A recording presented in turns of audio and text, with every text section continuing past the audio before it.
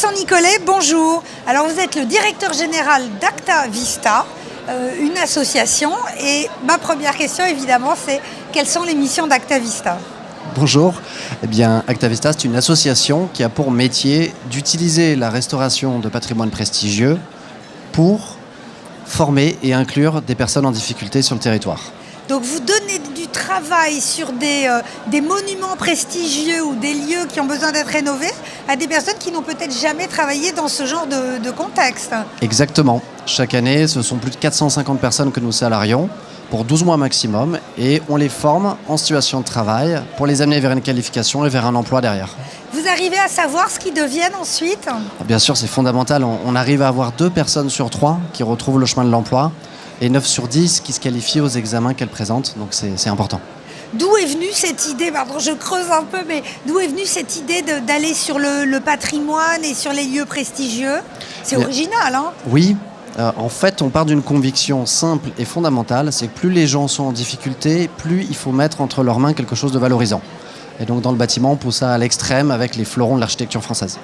Je recommande d'aller sur le site d'Acta Vista parce qu'il y a une vidéo et le témoignage de cette jeune femme qui a l'air encore émerveillée qu'on lui ait confié la rénovation avec d'autres, d'un lieu prestigieux. Et j'ai trouvé ça à la fois extrêmement parlant et très touchant. Donc bravo pour ça.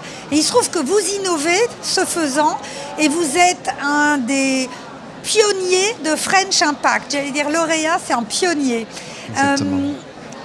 Merci à eux de vous avoir embarqué dans ce programme. Un grand merci parce que c'est une belle reconnaissance pour l'équipe et pour les déjà plus de 5000 personnes qui sont passées par Acta Vista. Et puis merci parce que du coup c'est un encouragement à essaimer le projet géographiquement, maintenant dans les châteaux de la Loire, depuis 2 jours à Lyon. Bravo! Merci. Ça y est, non mais c'est vrai que commencer à s'étendre géographiquement, c'est parti de Marseille. Hein.